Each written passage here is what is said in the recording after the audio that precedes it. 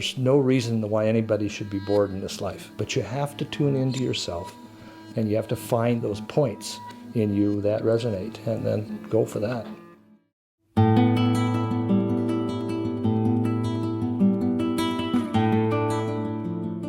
There's a chord in us when we feel romance, when we feel that delicateness of something and we want to cherish it. It's not something that you go hurrah about, it's something that you go, holy moly. I'm an anthropologist. Was one for many years professionally, and when I retired in 2001, I had another plan in mind to build classical guitars in a serious way. See how far I can take it.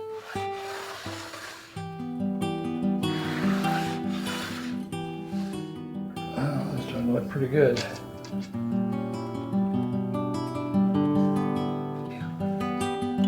People have asked me, you know, how would I describe a classical guitar? An alluring sound, a sound that is inherently romantic. The guitar is an organic thing. Of course it's not alive, but it's made out of things that have life. Wood.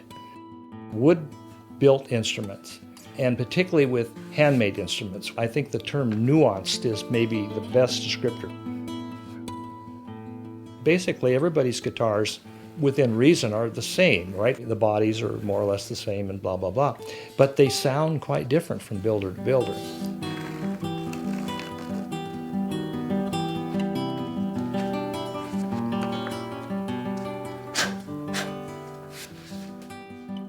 All right.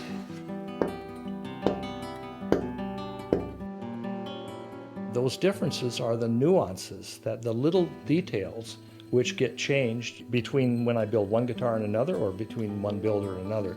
So those things all add something to the instrument.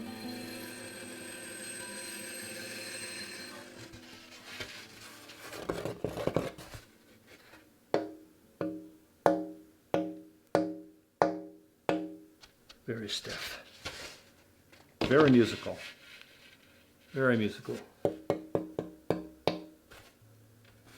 Yeah. It's going to be a beautiful time.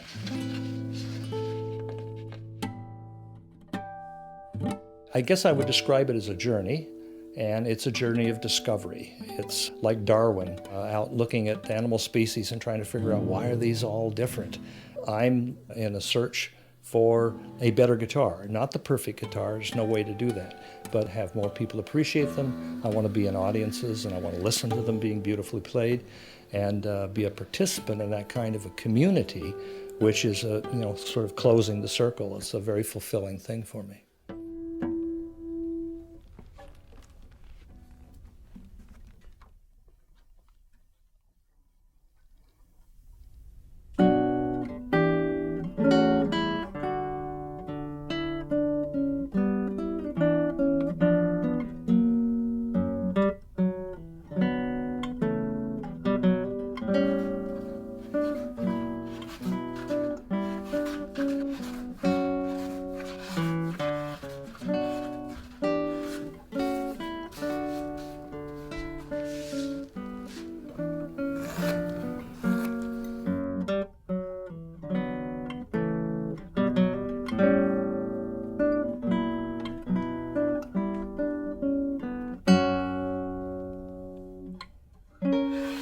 As soon as this disappears, then I'll have a flat surface, as long as there's a little different colors, and those are low spots. Okay.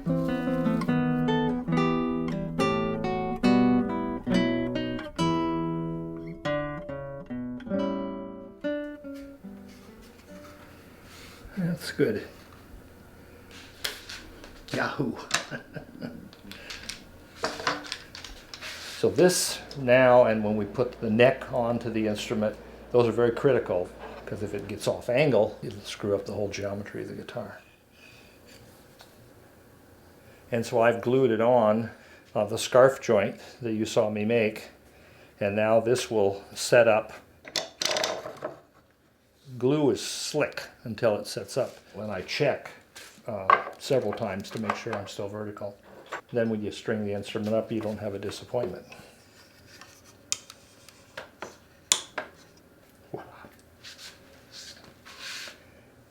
Should make for a straight neck.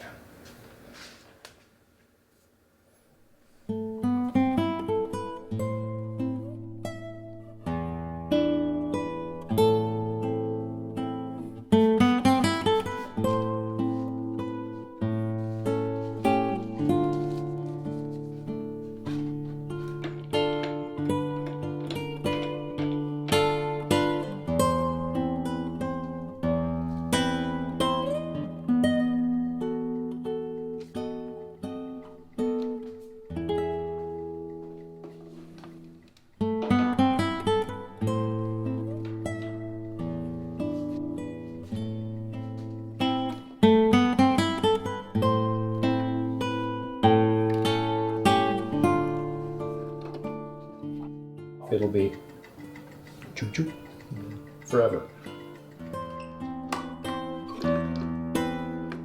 At about the time that my high school career was winding up, the guitar had become something different than it was before. Before, it wasn't held in the best light. So the guitar didn't interest me at all. And then all of a sudden, there were groups that were accompanying themselves playing guitars. It captivated us. This is the result here of one that I've completed. So all of this material here will be removed. I like this curve. I like it to curve back on itself, and I like it to come to quite a sharp edge here. All right, so here we go. And you just take a little away at a time. And then all of those curves will be brought together and smoothed out with sandpaper.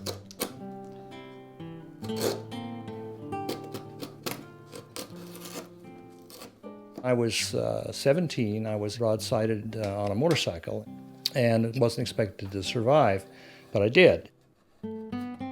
After some months of recuperation in a body cast, a friend and I went to Portland, Oregon.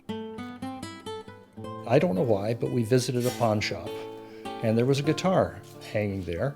I thought, well, I think I'll buy that.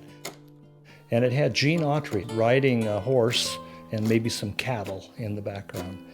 And I bought the guitar and took it home, and with some judicious use of sandpaper, removed the cowboy and the cattle, and actually sanded a sunburst sort of design into the top of the guitar, and I then refinished it.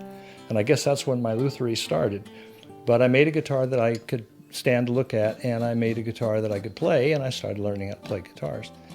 And that guitar led to another one and another one, and then I got a nylon string guitar. And that was it.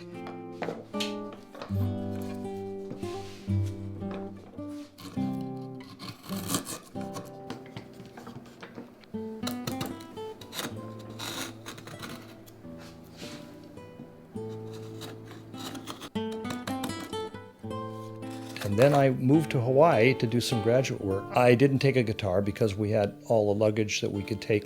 And so I went into a music store and bought a cheap nylon string guitar. And there on the wall was a handwritten announcement by a fellow who was offering flamenco lessons. It turned out that he had learned to build a guitar from people he called Spanish gypsies, built his own guitar, and then took flamenco lessons from Pepe Romero, and then moved to Tahiti for some reason, where upon his guitar fell apart because it had been glued with animal glue, and with the humidity there, it just couldn't stay together. And so he cobbled it back together as best he could. This awful looking guitar, with putting it back together, he didn't have a shop or anything to do it in. It really looked crappy, but it played, and he could play it, and he made it sound fine. My thought was, if he can do it, I can do it, I think. Starting to be nice and sweeping, you know, but that's getting close there. Tedious stuff here. As you work the wood, you learn what its grain structure is, and then you follow your instructions. The wood will tell you what it wants to do.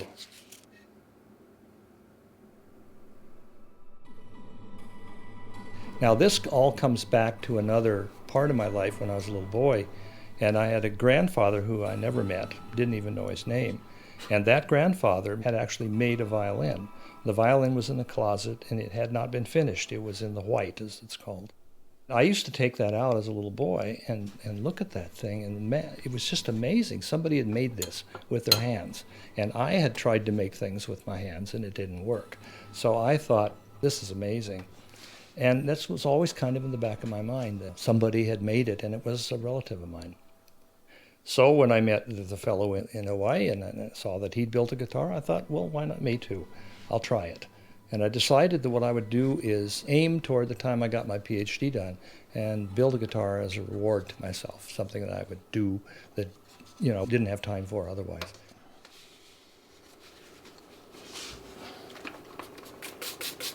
Pretty critical not to leave any extra glue. This sets for a few minutes and I saw these off.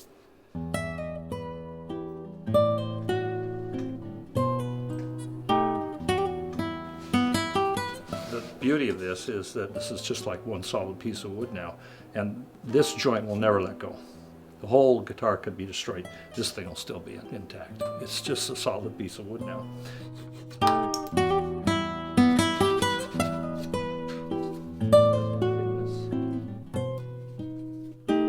So that's the same thickness.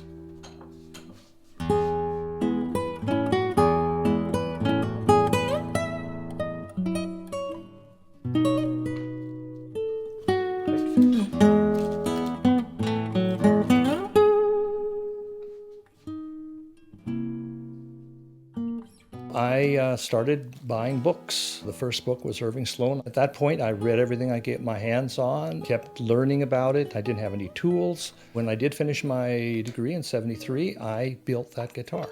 Came out to Fargo and took a job at North Dakota State University, and I was the first anthropologist there.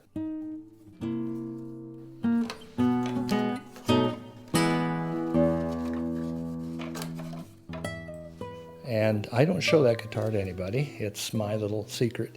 It looks like crap, just like the other guys, but it plays. And I thought, okay, I can do better. I just need to keep working at this.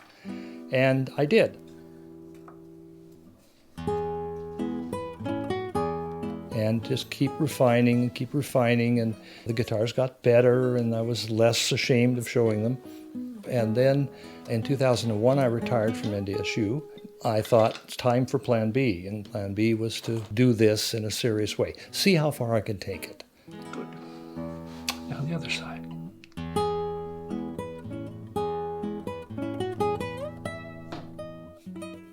I took a master class from Jeffrey Elliott in California, and he's one of the preeminent builders in the country.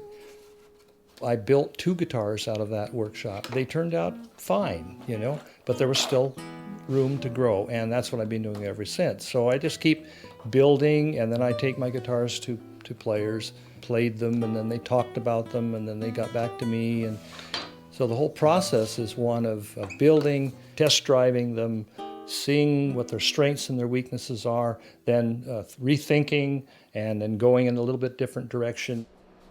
Let's see. Now we're going to come down here. That brace, $72. That sound envelope that we've inherited from Antonio de Torres because of the fan braces, because of the shape of the guitar and the depth of the body and the string length, that's been passed down to us, and we're taking them in our own directions. There we go. And they'll each be let in to that so they fit over this, but yet fit down on the soundboard. Then the other braces go over them. And so they get stiffer and stiffer as they get toward the middle of the board, and then they get less and less stiff as they get out here. And so you get this very complex cutting away of little bits so that these things can cross-lap. But it turns out to look very, very nice, and it's real solid. Ta-da! All right. There and here. Cut that on that angle right there.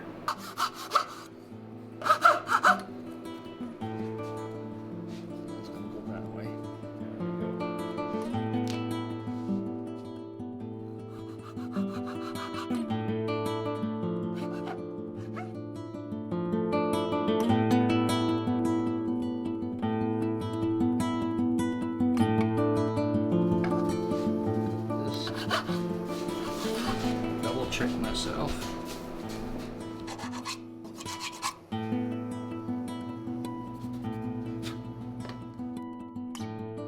Okay, and now we test it. Did it work? You'll see that's absolutely perfect. So that's number 2.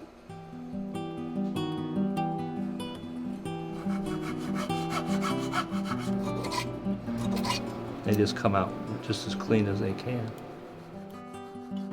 I'm a person that never really had an awful lot of patience. I really like to get things done, and when we get down to the final stages, I want to rush things and so forth. And I have this task in front of me here which cannot be rushed, and it is very meticulous, and you just gotta pay attention and do it, and take the time that it takes to do it. And there are all these little cuts, and there are no shortcuts. You just have to do it.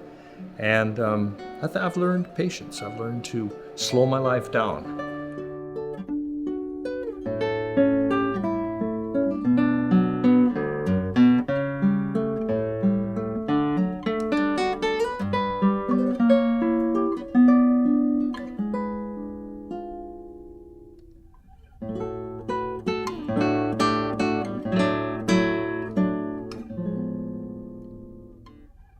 In the shop, hours go by and I don't notice. At this point of the guitar building, though, as I'm beginning to see it look like a guitar, my patience begins to run a little thin. I want to hear it. I want to feel it. I want to play it. There we go. Now we'll just do a dry fitting. There we go.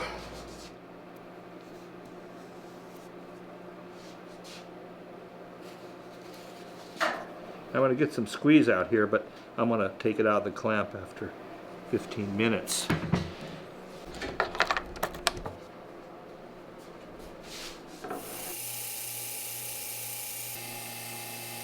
Here, I'll pull this plug on it.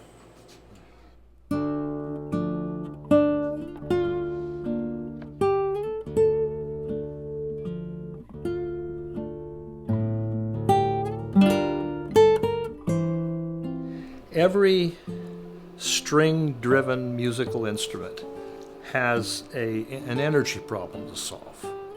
With a plucked instrument, you want to get as much energy into the soundboard as you can when you pluck a string. That's all you've got. If you have a violin, you bow it, and you keep supplying the string with energy. With a guitar, it's all the energy that the string gets that time. I'm wanting the center of the soundboard to be the stiffest, so that the bridge will not rock forward under the string tension. And I want the perimeter to be loose so that the whole thing acts as a diaphragm to make the sound.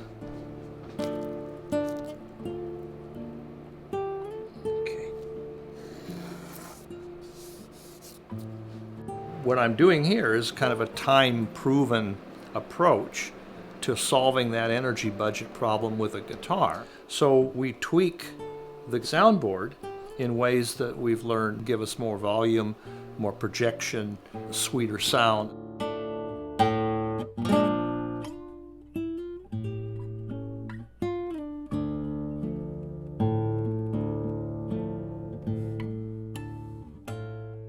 It's a trade-off. The more stiffness you put in it, more highs you get, and then you rob the lows. A stronger soundboard is going to resist the pull of the strings, but it's not going to give you much volume. It's going to be kind of muted sounding. So we kind of tease it out to try to get the best that we can out of it without compromising the strength of it.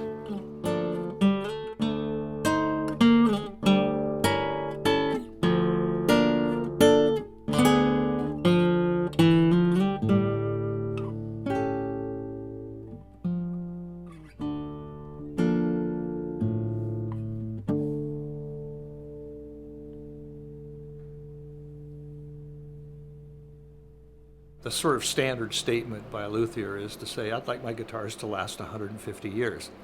It's one way of saying, I don't want to deal with any of the problems. I want to be long dead before this thing craps out. But it really, good instruments like this, like the instruments of Antonio de Torres, they hold up. All wooden instruments need to be repaired at some point.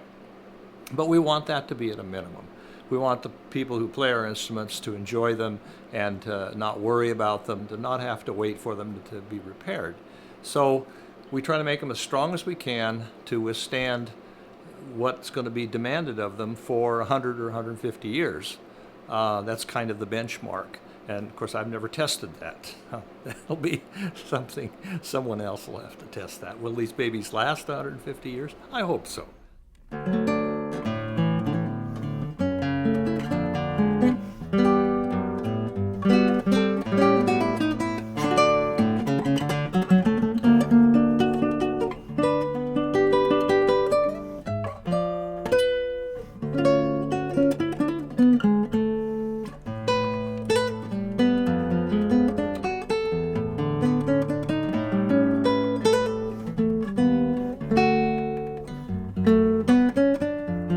Today we're going to do something more magic with the guitar. We're going to make a guitar look more like a guitar. We're going to join the body with the top. So the neck now is lined up with the body from the very tip of the peg head all the way back to the butt of the guitar are on a single line.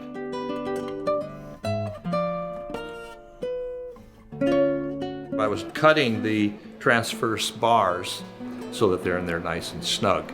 So you just sort of move into it by increments, and finally it drops in where you want it.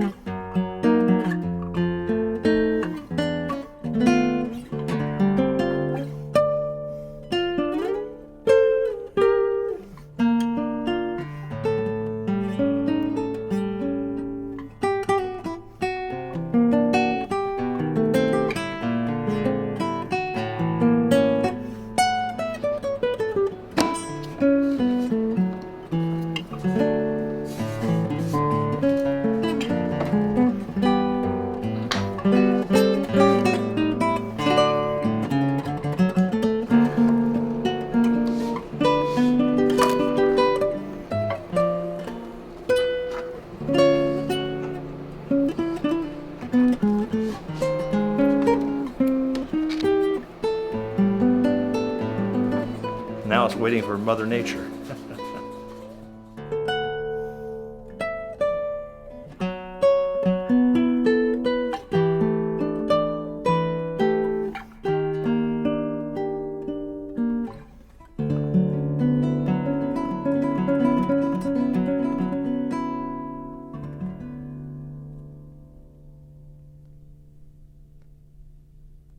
The moment of truth. This is where you don't want to find out that something's wrong.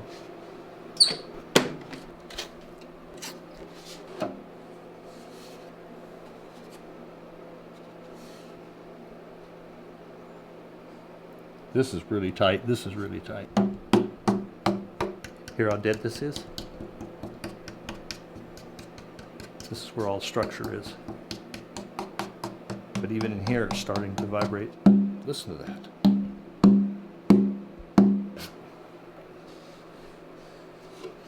What do you think?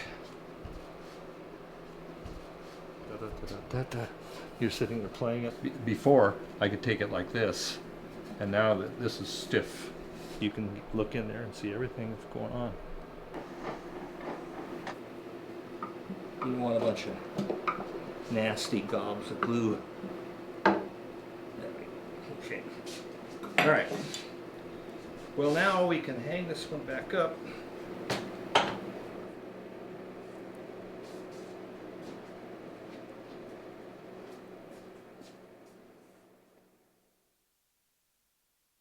Well, a label allows the builder to make a historical statement that this is an instrument built by that builder at a particular date. On the inside of the soundboard, we normally sign the soundboard in pencil. So there are two things. If the label gets lost, you look in there with a mirror, you can find the sign soundboard and identify the year that the instrument was built. Building a guitar is not a goal. Building a guitar is a process. It's a journey. You know, you make some parts and you put some things together. You make some more parts and you put some more things together. And gradually the thing becomes a guitar. And you saw that when we put the top on. All of a sudden, and even when we put the body together with the neck, all of a sudden, boy, that's a guitar.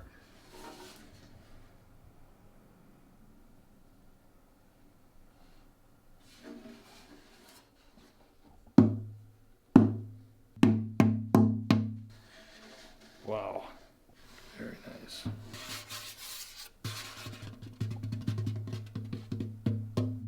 Yeah, it's alive. It's alive.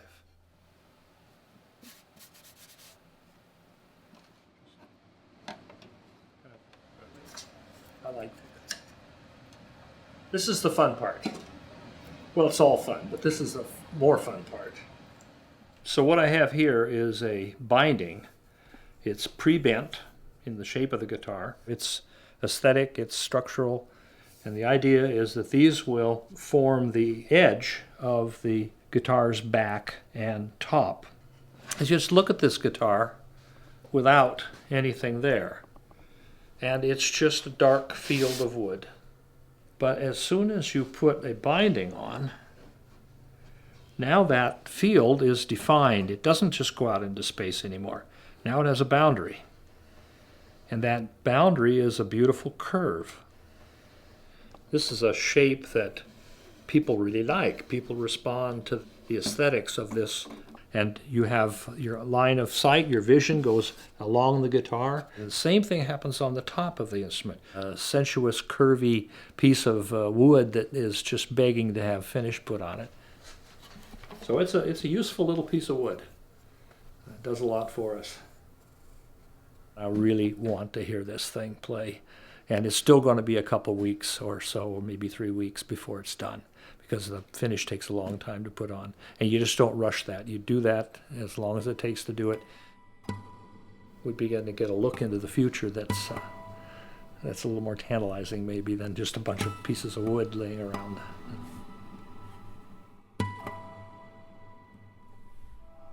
I think that in life, we all need passion. We need to find something that resonates with our soul, if you want me to use that term, or our psyche, if you're not comfortable with soul. Human beings have that quality of aesthetic response to things. It's not about practical, it's not about getting food or protecting yourself. It's about appreciating something for some intrinsic quality, some intrinsic beauty.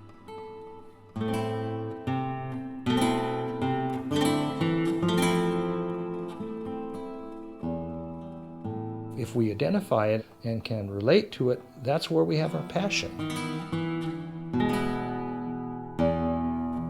That, for me, is the essence of the good life, is to be able to discover points at which that passion awakens in you, and then do it.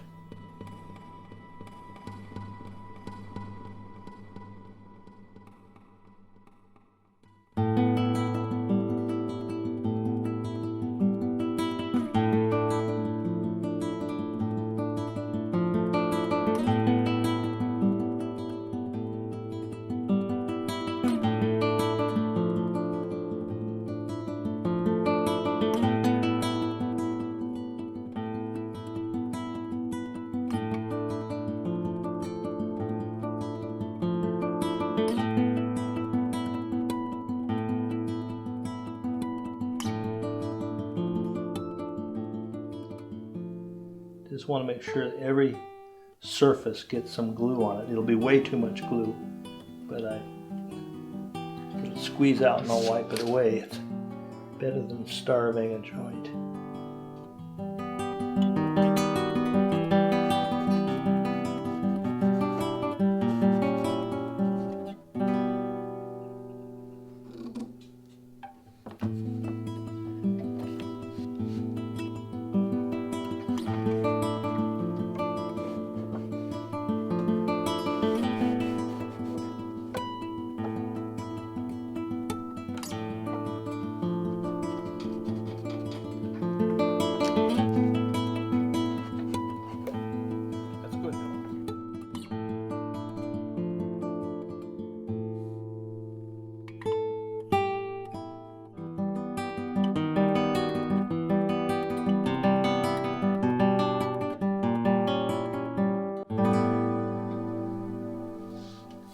One down.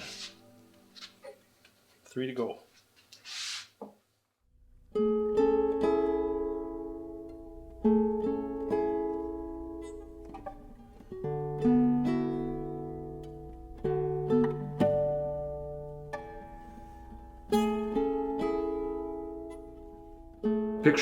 Pictures as beautiful as art. We look at them, you know. We emote to them, that sort of thing. You can look and emote to this thing too, but then you can play it or you can listen to it being played. And that adds an extra dimension to the appreciation, the aesthetics, the art.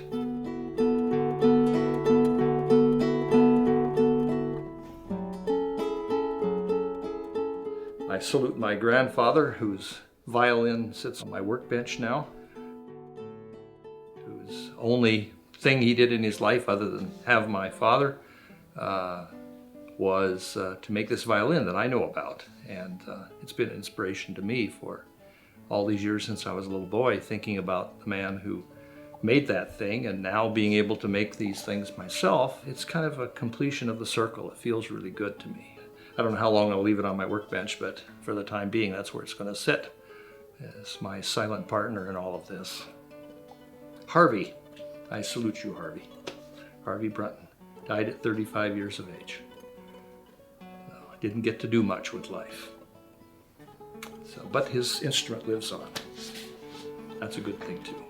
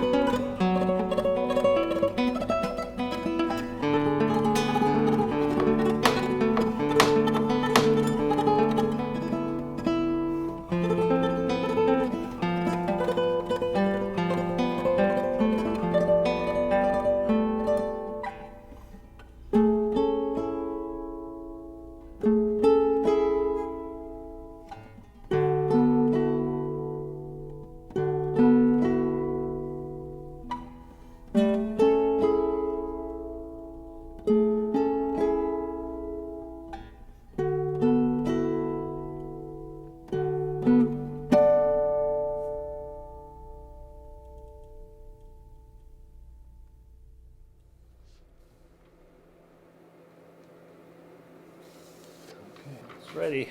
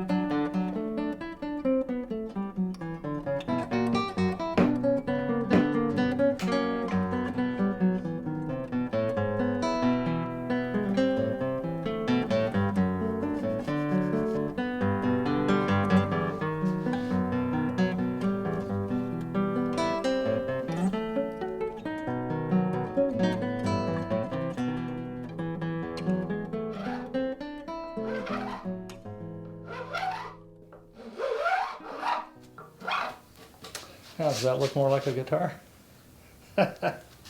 Frets.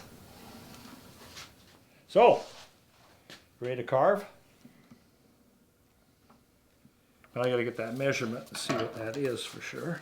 So I make notes. No. See, rule number 1, measure everything twice. Graceful neck taper is 21.5 to 24 at the 8th fret. We're doing is making landmarks here. So you just test this. Got a little bit to go. There it is. The first tool is a draw knife. Draw knives are lovely tools.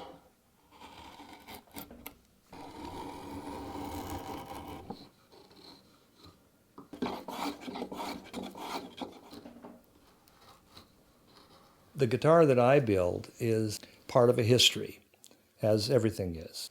And this is the tradition, the human tradition. As a species, we have things that we have created and get modified, changed, shared, spread, and they evolve.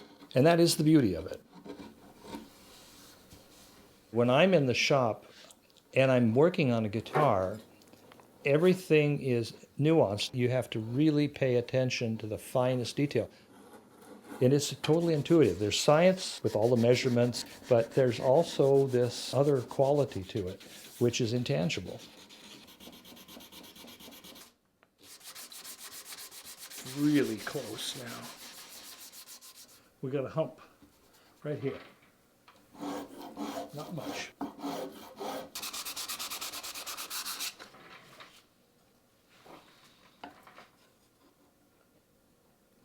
Still a little bit right there.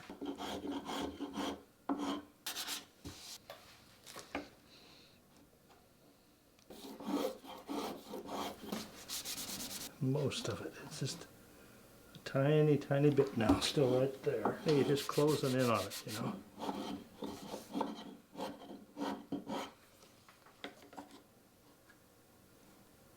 There we go.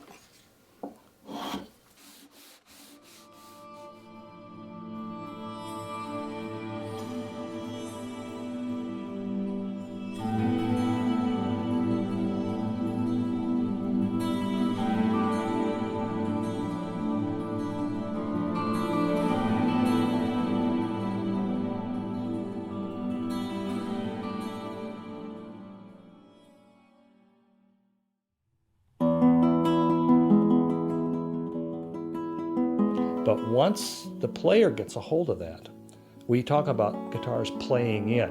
If you attack the strings hard, or if you're more delicate on the strings, depending upon what you're doing with your left hand, all of that affects the vibration of the strings. And the vibrations are put into the wood. And if the wood is subject to a different vibrational package, it's going to mature differently.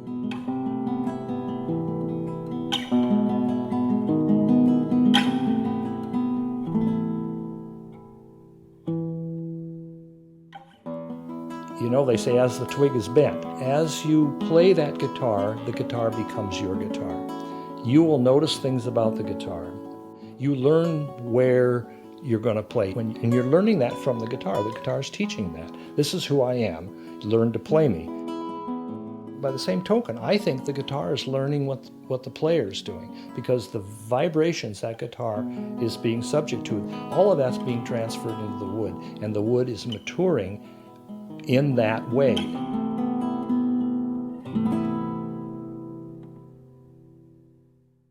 We're trying to decide which tuning machines to use. This is what the Hausers are going to look like with white.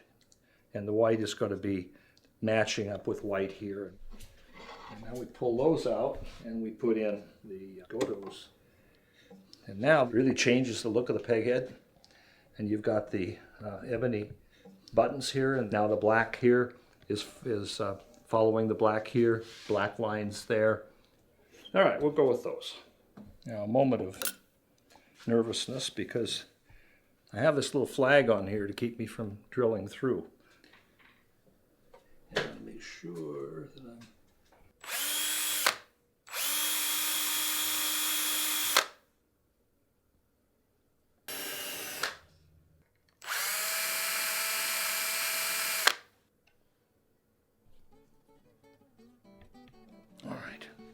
Oh boy, my heart's going, you know, I'm very excited. I'm not apprehensive, I'm not really worried. You know, you've written a play and you had opening night. The stars mount the stage and the curtain goes up and you're waiting for the first audience reaction. That's kind of the thing here. The audience will be us, but the guitar, you know, is unproven, and I've invested a lot of hope in it, a lot of expectation, specific kinds of expectation. I think I know what I'm going to hear. And it's not that if I don't hear that I won't be happy, but that I'll be surprised. So let's do it and find out. The curtain goes up.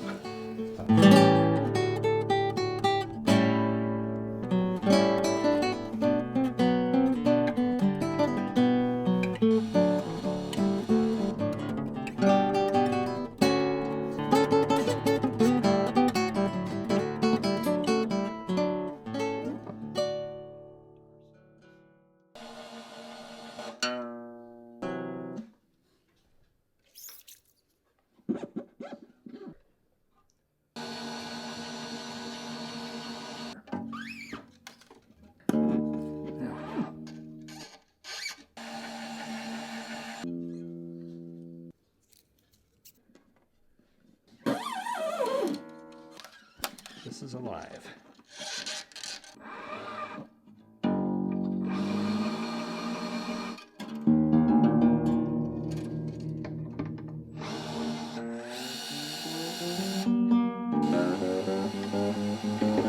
This is what I'm always afraid on.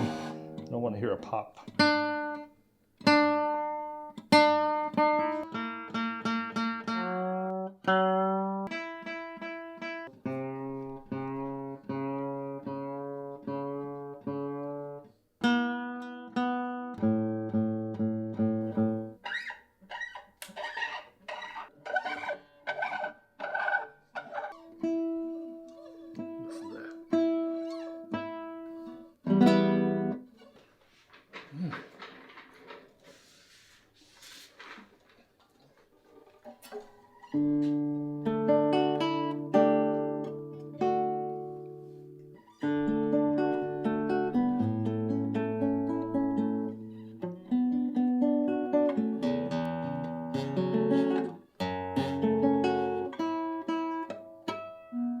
It's alive all the way up. I don't hear any drop off on any string. Oh, that is so clean. It is so clean. That's so bright. We've come to a moment here in the life of a guitar. When it's brought to life for the first time, it's been wood in pieces. It's been a tree before that, and then it's been sawdust and all sorts of things, and now it gets to live a second life as a guitar. It's doing exactly what wood will do, and vibrating beautifully and making these wonderful lyrical sounds that we all appreciate in a guitar, in a Spanish guitar, and you know, it just keeps on giving. This thing could be alive now for 150 years or more and give people joy. So it's a nice thing to do, I think. Convert a tree to a guitar. So that's going to be fun. New baby. A year well spent. A winter. A good thing to do in North Dakota in the wintertime. Build a guitar.